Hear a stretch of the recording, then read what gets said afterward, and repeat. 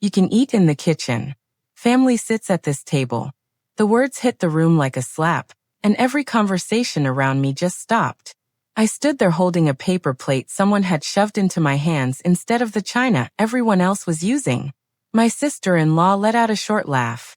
"You should be grateful you were invited at all," she said, loud enough for the whole table to hear. I didn't argue. I didn't even flinch. I just smiled, small and calm.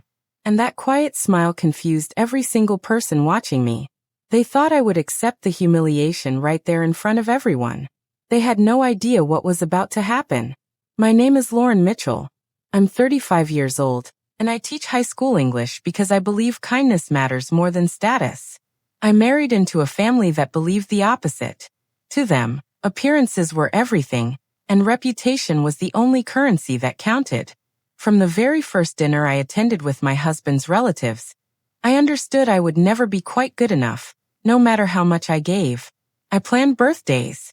I smoothed over arguments. I showed up early and stayed late to help clean. And still, I was treated like an outsider wearing a family name she hadn't earned. I wasn't rich. I wasn't glamorous. But I had something they never expected me to have. If you've ever been treated like you didn't belong because of where you came from, you already understand how this feels. Being underestimated by strangers is one thing.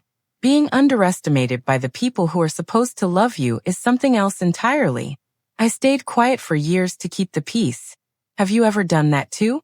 Stayed silent just to avoid a fight that was never really yours to begin with? If this story feels familiar, subscribe now because it's about to get a lot more interesting. And if you're with me so far, hit that hype button before we keep going. The humiliation at the table wasn't random. It happened during my in-law's 40th wedding anniversary dinner, an event the entire family had been planning for months. I found out my name had been quietly removed from the main seating chart only an hour before guests arrived. When I asked my mother-in-law about it, she barely looked up from her champagne glass. "The important guests need your seat," she said, like I was some kind of inconvenience to be rearranged. My husband stood a few feet away the whole time. He heard every word. He said nothing. That silence hurt more than her sentence ever could. Later, I was told, in front of relatives I had known for over a decade, that I would be more useful in the background helping serve food. One cousin actually laughed and muttered that I was never really family anyway.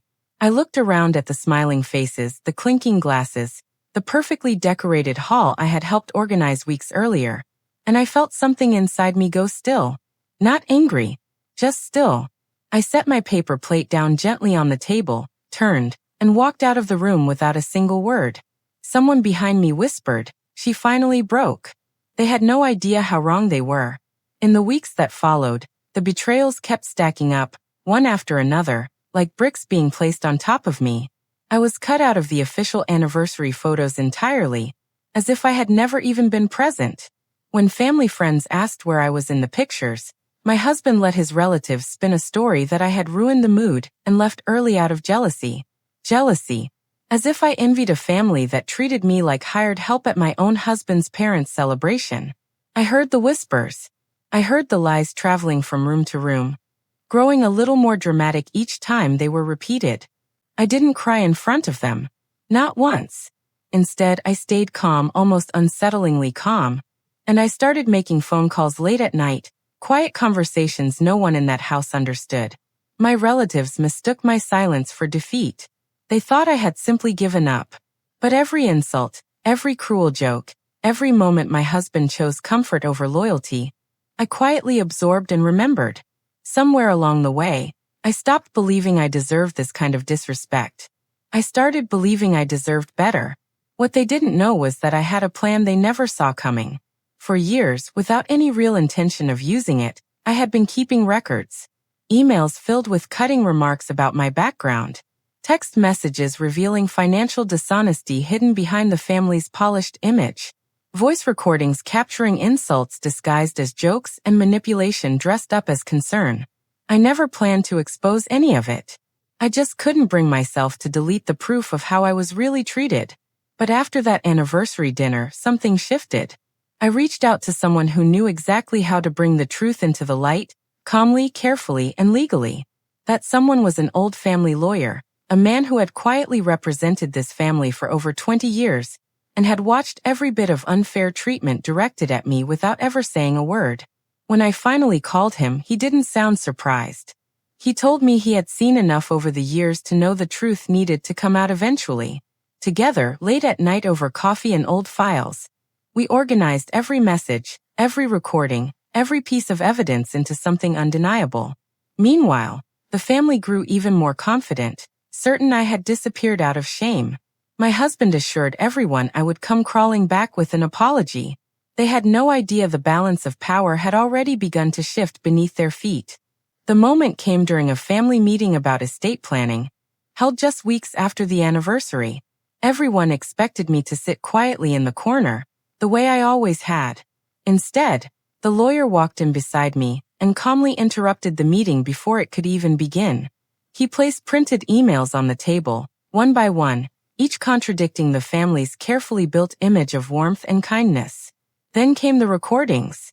Voices I recognized instantly, laughing about excluding me, mocking my background, admitting they never truly accepted me. My husband's face went pale when his own voice played from the recorder, agreeing with a relative that keeping me quiet was easier than defending me. The room that had once felt so confident began to crumble.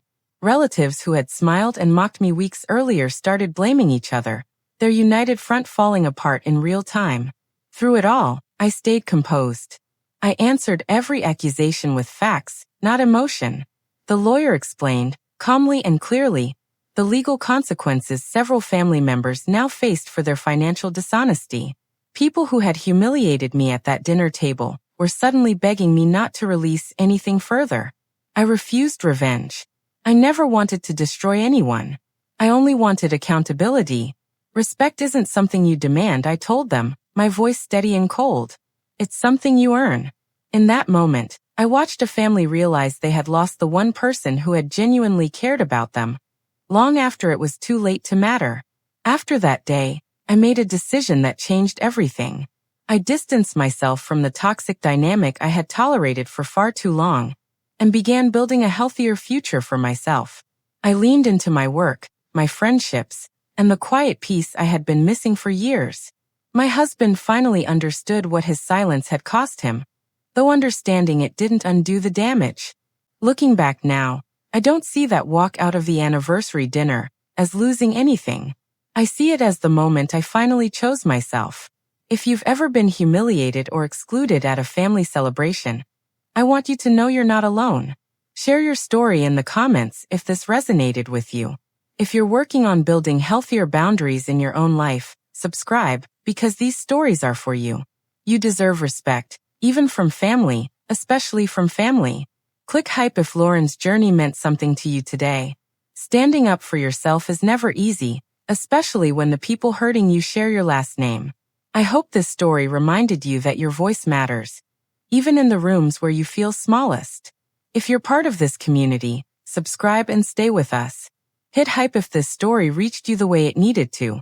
Let me know in the comments where you're watching from, and if you have a story of your own, I'd love to hear it. Thank you for being here, and thank you for listening until the very end.